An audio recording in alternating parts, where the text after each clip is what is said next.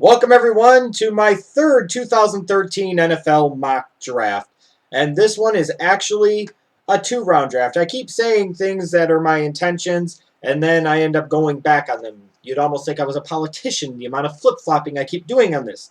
It is indeed a two-round mock draft, as you can see in the description box down below. Now, let me go over some of the themes that are prevalent in this two-round mock draft. First, let's take a look at some of the guys whose draft stock is rising as we reach the 2013 NFL Combine and go into the next 2 months of this draft process. The first one is a guy that I'm very big on, Ezekiel Ansah, the defensive end, or depending on the team that may draft him, the outside linebacker from BYU at 6'5", 270 pounds, a former track athlete who's relatively new to the game of football, having only played, I believe, 3 years. This is a guy that's an athletic freak, could play the end position and hold his own as a 4-3 defensive end, thinking in the mold maybe of a Jason Pierre-Paul, maybe not quite as explosive of a defensive talent, but in that ballpark. Although I look at him and I see him as a guy that could be a hybrid and even play some outside linebacker in a 3-4 because of his explosiveness and athleticism. And I think a team like the Oakland Raiders, who are going to be looking for defensive help if they don't decide to take a quarterback number 3 overall, they could look for somebody like an Ezekiel Ansah to give them a legitimate presence in their front seven. Another guy I think that's going to continue to shoot up draft boards, and I see other draft experts are just now starting to agree with what I've been saying for a while, that there is a very strong possibility that Eric Fisher, the offensive tackle from Central Michigan, is actually going to pass Luke Joeckel, the offensive tackle from Texas A&M. Because of his superior maybe athleticism and footwork, Fisher could end up being the very first offensive tackle drafted, even ahead of Luke Joeckel. I have to caution and remind everyone, now when you talk about the combine and the pro days and the individual workouts and all this other stuff that is still yet to come, just because you may think that it sounds stupid or far-fetched now, remember two things. Number one, there is still a lot left to go in this process. And number two, this type of crap happens every year. You think in December or January, this is what's going to happen, that's what's going to happen, and then all the damn sudden, this player rises out of nowhere, or this player rises out of nowhere. So you'll see a lot of changes even with my mock draft that I have down below and what's going to come up, my last one, before the 2013 NFL Draft actually takes place. Cordarrelle Patterson I've got mocked going number 6 to the Cleveland Browns. And I look at it this way. If Tyler Bray was a better quarterback, I think we'd be talking about Cordarrelle Patterson as a top 3 or top 5 talent in this draft. One of my favorite players to watch, an explosive big play weapon, who I think has everything it takes to be a number 1 wide receiver for a team for the next decade. And one more talent I think that is shooting up draft boards, in part because he's viewed as the number 2 defensive tackle in this class right now, and could potentially end up being the number 1 defensive tackle in this class, and that's Sharif Floyd from Florida. A guy that some teams may look at as a 3-4 defensive end. Other teams are going to look at as a 3 technique tackle and a 4-3. Sharif Floyd, if he continues to impress in off-season work and in the combine at the pro days, this is a guy that could definitely sneak into the top 10. When you get to the picks 7 to 10 every year, there's always 1 or 2 real screwball picks. If I'd have told you 3 years ago that Tyson Alualu from Cal was going to go 10th overall to the Jaguars, you'd have said, you're a fucking idiot. No, it happens. It happens almost every year. The only predictable thing is that something wild, crazy, and unpredictable is going to freaking happen. And at this point in time, I would almost guarantee that somebody is going to take Sharif Floyd in the top 10, hence why I have the Tennessee Titans taking him 10th overall. I have quite a few fallers.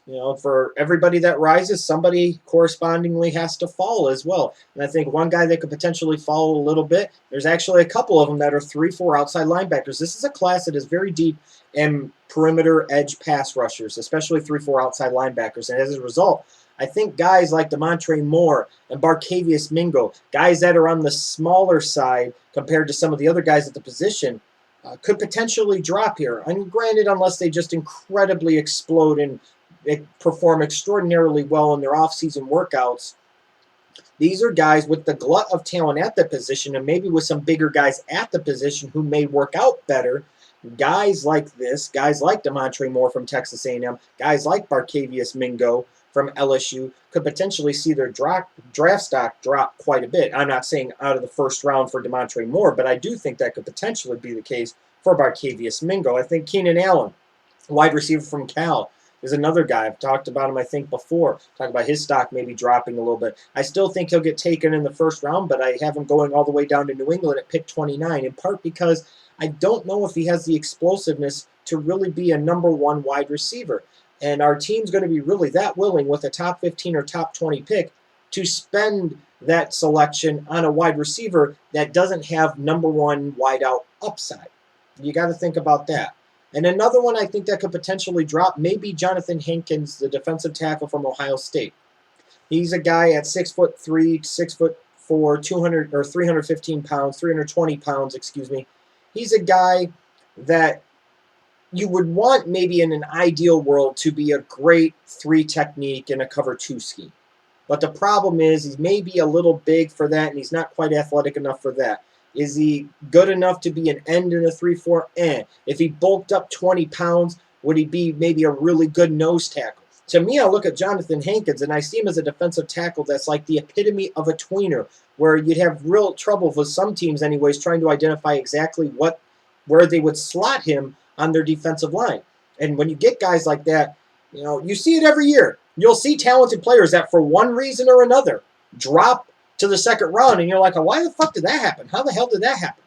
And for some reason, I get a sense that that could potentially happen with the Jonathan Hankins, especially if other defensive tackles, maybe a Jesse Williams or Sylvester Williams from North Carolina, if guys like that or Kawan Short, if those guys work out better in this build-up to the 2013 draft, those are guys that could perhaps surpass him on teams' draft boards, leaving Hankins as a very good value selection for somebody in the early second round.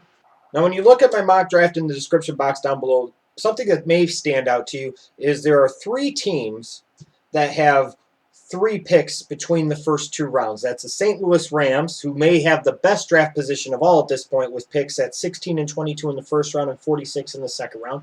Cincinnati having the 21st pick in the first round, and then getting the Raiders' second-round pick at number 37. Newsflash to any dipshit organizations. Do not trade first and second-round picks for guys like Carson Palmer when you're a shitty team to begin with, because it cost you second-round picks like this year. And then the Bengals have another pick at pick 53. The Miami Dolphins, because of the Levante Davis trade, they have their own first-round pick at number 12. And then they've got pick number 42 and then pick number 54, which comes from the Indianapolis Colts. So these are 3 teams that are positioned very well, I think, to really make some big noise in this 2013 NFL draft. And really, if they play their cards right, really can make significant improvements for this year and beyond, especially when I look at teams like Cincinnati and St. Louis. I firmly believe that if the Cincinnati Bengals can get 1 or 2 key contributors in the right places, that this is a Super Bowl contending team in 2013. And when you look at who I have them drafting, I've got them taking Ogletree, the linebacker from Georgia. Once I heard he liked to smoke a little weed or got a DUI, whatever the fuck, it didn't matter. Something related to substances and getting arrested, I said, that's a Cincinnati Bengal. That's a fucking Pro Bowler in the middle of their defense. Period. Number 37, taking Barkevious Mingo, a guy that would be like a luxury pick. Maybe somebody that could play strong side linebacker in their scheme. Maybe a better version, a much better version of Emmanuel Lawson, perhaps. At 53, taking a guy like Gio Bernard, the running back from North Carolina, a guy that would give him a nice speed element out of the backfield, almost being a form of a luxury pick, but at the same time giving them something that they really need. The Bengals being a team that sits in a position where they don't have a ton of needs. They do have some, but they can almost sit there and take the best player available. In the case of Ogletree and Mingo and Gio Bernard, these would be 3 examples of guys that could come and contribute right away, have some potential impact ability, and at the same point in time are clear-cut examples of best player available. You look at what I had with St. Louis, taking Chance Warmack and DJ Fluker. Some of you might say they need to take a safety high in the first round. Well, you know what? When I look at the board and you look at Chance Warmack and you look at DJ Fluker, the ultimate bottom line is the team has to be built around Sam Bradford, whether I like it or any other Rams fan likes it or not. And the bottom line is building around Sam Bradford is the number 1 priority. Drafting a safety in the first round, if he's not the best player available on the board, is not necessarily the priority. Let's get that priority straight right now.